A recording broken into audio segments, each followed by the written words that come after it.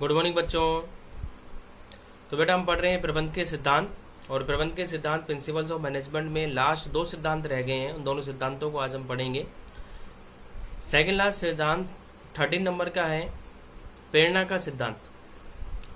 प्रेरणा का सिद्धांत या अभिप्रेरणा का सिद्धांत, मोटिवेशन का प्रिंसिपल या इनिशिएटिवनेस का प्रिंसिपल क्या कहता है, इसको हम पहल भावना के सिद्धांत के नाम से भी जानते हैं। ठीक है, ये क्या कहता है कि फ्योल का ये मानना था कि एक प्रबंधन को संगठन में काम करने वाले जो कर्मचारी हैं, उन कर्मचारियों में पहल भावना का विकास करना चाहिए, इनिशिएटिव नेचर को डेवलप करना चाहिए। इनिशिएटिव नेचर को डेवलप करने से, पहल भावना के सिद्धांत, पहल भावना विकसित करने से क्या होगा, जो कर्मचारी हैं वो खुद काम करने के लिए आगे आएंगे, खुद अपने मन से वो काम करने के लिए कहेंगे। उन्हें किसी प्रबंधक मैनेजर को कहने की कोई आवश्यकता नहीं पड़ेगी। ये पहल भावना के सिद्धांत के नाम से इसको जानते हैं। ठीक है। अन्यथा कर्मचारियों को समय समय पर बार बार मोटिवेशन टूल्स या मोटिवेशन की टेक्निक के माध्यम से अभिप्रेरणा की विभिन्न तकनीकों का उपयोग करके काम करने के लिए मोटिवेट करना पड़ता है। ठीक है, देखो बेटा, तो आप बुक और नोटबुक में देखेंगे 13 नंबर, पहल भावना का सिद्धांत, प्रेरणा का सिद्धांत, मोटिवेशन की थ्योरी। अधिकारों एवं अनुशासन को ध्यान में रखते हुए प्रबंधकों को ये चाहिए कि वे अपने अधीनस्थों को किसी कार्य में पहल करने के लिए प्रेरित करें। इससे न केवल नए विचारों का सृजन होता है बल्कि अधीनस्थों में संतुष्टि की भावना भी पनपती है। ठीक है, क्या समझ में आया कि अधीनस्थों के अंदर संतुष्टि की भावना को पनपाने के लिए ये पहल भावना का सिद्धांत आवश्यक है। पहल भावना का सिद्धांत विकसित करने से, पहल भावना होने से कर्मचारी काम करने के लिए तैयार, अपने आप ही ऑटोमेटिक रहते हैं, वे स्व अभिप्रेरित रहते हैं, सेल्फ मोटिवेटेड रहते हैं। तो सेल्फ मोटिवेशन की फीलिंग को क्रिएट करने के लिए आपको आवश्यक है कि संस्था में अच्छी नीतियों को काम में लिया जाए। प्रबंधन की जिम्मेदारी है कि वो किस प्रकार से, कैसी अच्छी नीतियों के माध्यम से प्रशासन कर्मचारियों के अंदर पहल भावना, सेल्फ मोटिवेशन को डेवलप करे, स्व अभिप्रेरणा को विकसित करे। ठीक है, और लास्ट सिद्धांत पे हम आते हैं, वो है 14 नंबर, सहयोग की भावना का सिद्धांत। सहयोग की भावना का सिद्धांत प्रिंसिपल ऑफ कोऑपरेटिवनेस या एस्पिरिट डी कोप्स के नाम से भी इसको जानते हैं। वो क्या है, तो प्रिंसिपल ऑफ कोऑपरेटिवनेस का ये पॉइंट ये कहता है कि सहयोग की भावना होनी चाहिए। काम करने वाले कर्मचारियों के मध्य में सहयोग की भावना होनी चाहिए, और सहयोग की भावना विकसित करने के लिए कर्मचारियों के मध्य में ईर्ष्या की भावना को समाप्त करना, देश भाव को समाप्त करना आवश्यक है। कब होगा, जब समानता का व्यवहार होगा। अगर समानता का व्यवहार है, प्रशासन की नीतियां अच्छी हैं, समानता वाली हैं, जस्टिस वाली हैं, प्रबंधक किसी के साथ में भेदभाव नहीं रखता है, भेदभाव नहीं करता है, तो ऐसी स्थिति में कर्मचारियों में सहयोग की भावना विकसित होती हुई चली जाती है। ठीक है, तो सिद्धांत देखेंगे। किसी संगठन की सफलता कर्मचारियों के परस्पर सहयोग की भावना पर निर्भर करती है। यह सिद्धांत एकता ही शक्ति है के सिद्धांत पर आधारित है। क्या कहता है, यह सिद्धांत एकता ही शक्ति है के सिद्धांत पर आधारित है। इसके लिए आवश्यक है कि प्रबंधक ऐसे कदम उठाए। क्या आवश्यक है इसके लिए यह आवश्यक है कि प्रबंधक ऐसे कदम उठाए कि जिससे कि कर्मचारियों में परस्पर विश्वास एवं सहयोग की भावना उत्पन्न हो सके। परस्पर विश्वास और सहयोग की भावना उत्पन्न हो सके, इस तरह के ऐसे कदम उठाने चाहिए। ठीक है बेटा, तो ये क्या समझ में आया आपको, सहयोग की भावना का सिद्ध, ये फ्योल के द्वारा बताए गए 14 सिद्धांत हैं जो आपने पढ़े। आपको समझ में आ गए होंगे। बहुत आसान से सिद्धांत हैं जो सामान्यतः हम अपने दैनिक जीवन में भी काम में लेते हैं, जैसे श्रम विभाजन का सिद्धांत है, विशिष्टीकरण का सिद्धांत है, अधिकार उत्तरदायित्वों का सिद्धांत है, निर्देश की एकता, आदेश की एकता।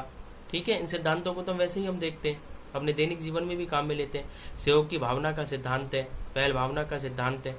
ठीक है, और कुछ एक नए सिद्धांत जैसे सोपान श्रृंखला का सिद्धांत, पदाधिकारियों में संपर्क की कड़ी का सिद्धांत। ठीक है, तो ये कुछ नए सिद्धांत थे जो आपने पढ़े और समझे। फ्योल ये कहते थे कि इन 14 सिद्धांतों को काम में लिया जाना चाहिए अगर संगठन को सफलतापूर्वक चलाना है तो। ठीक है, ओके बेटा, तो ये टॉपिक आपका पूरा हो गया प्रबंध के सिद्धांत। अब हम प्रबंध के सिद्धांतों के बाद में लेसन के नेक्स्ट टॉपिक, अगले टॉपिक पे आते हैं जिसका नाम है प्रबंध विकास में हेनरी फ्योल का योगदान। टॉपिक क्या कहता है कि प्रबंध के विकास में हेनरी फ्योल का क्या योगदान रहा। Contribution of Henry Fayol in development of management. Contribution of Henry Fayol in development of management की प्रबंध के विकास में हेनरी फ्योल ने क्या क्या योगदान दिया, उस हम योगदान को पढ़ेंगे। ठीक है, तो आप अपनी नोटबुक में और बुक में देखेंगे। संभवतः आधुनिक क्रियात्मक या प्रशासनिक प्रबंध सिद्धांतों के जनक के रूप में फ्रांसीसी प्रबंधक हेनरी फ्योल कहाँ के थे? फ्रेंच के थे, फ्रांस के थे। इनकी पूरी जीवनी भी दी हुई है। फ्रांसीसी प्रबंधक हेनरी फ्योल का नाम लेना अधिक उपयुक्त है। क्या समझ में आया कि संभवतः आधुनिक क्रियात्मक या प्रशासनिक प्रबंध सिद्धांतों के जनक के रूप में किसका नाम लेना? फ्रांसीसी जो प्रबंधक है हेनरी फ्योल, उसका नाम लेना अधिक उपयुक्त है। फ्योल ने फ्रांस की कंपनी का नाम था कॉमेंट्री फॉर चम्बेन डी कैंजवेले, पूरा नाम है फॉर चम्बेन डी कैंजवेले, में अपना संपूर्ण कार्यकारी जीवन व्यतीत किया। ये जो कंपनी थी डी कैंजवेले, वो एक माइनिंग कंपनी थी, खनन कंपनी थी, और खनन कंपनी के अंदर वो एक माइनिंग इंजीनियर के तौर पे, एक खनन इंजीनियर के रूप में, खनन अभियंता के रूप में वो काम करते थे। तो मैं अपना संपूर्ण कार्यकारी जीवन व्यतीत किया और अपने इस लंबे अनुभव के आधार पर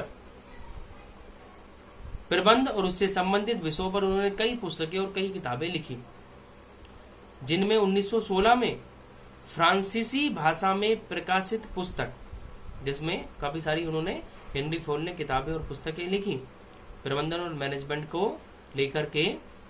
हेनरी फ्योल ने बहुत सारी किताबें, बहुत सारी पुस्तकें लिखी, और इन पुस्तकों की श्रेणी में सबसे जो फेमस बुक थी उनकी, उसका नाम है, जिनमें 1916 में फ्रांसीसी भाषा में प्रकाशित पुस्तक एडमिनिस्ट्रेशन इंडस्ट्रियले एट जर्नले प्रमुख है। एडमिनिस्ट्रेशन इंडस्ट्रियले एट जर्नले प्रमुख है, और इसमें प्रबंध के विभिन्न पहलुओं को भी स्पष्ट किया गया है। पुस्तक जो है वो फ्रांसीसी भाषा में होने के कारण फ्योल के विचारों का व्यापक विस्तार इस पुस्तक के माध्यम से नहीं हो पाया। फ्योल पुस्तक किसमें थी? वो फ्रांस के थे, तो उन्होंने फ्रांसीसी भाषा में, फ्रेंच की लैंग्वेज में उस पुस्तक को लिखा। अब उस लैंग्वेज को इतना ज्यादा लोग जानते नहीं है, पॉपुलर भी नहीं है, जिस तरह से इंग्लिश पॉपुलर है, वो भी यूएस की। तो फ्रांसीसी भाषा में लिखी होने के कारण वो पुस्तक इतनी ज्यादा फेमस और प्रसिद्ध नहीं हो पाई, और फिर पुस्तक का दोबारा से अंग्रेजी अनुवाद, इंग्लिश ट्रांसलेशन 1929 में प्रकाशित हुआ, किंतु उसका वितरण यूरोपीय देशों तक ही सीमित रहा। इसके पश्चात फिर दोबारा से अंग्रेजी अनुवाद 1949 में अमेरिका में प्रकाशित हुआ, और उसके बाद ही प्रबंध में फ्योल के योगदान को स्वीकारा गया।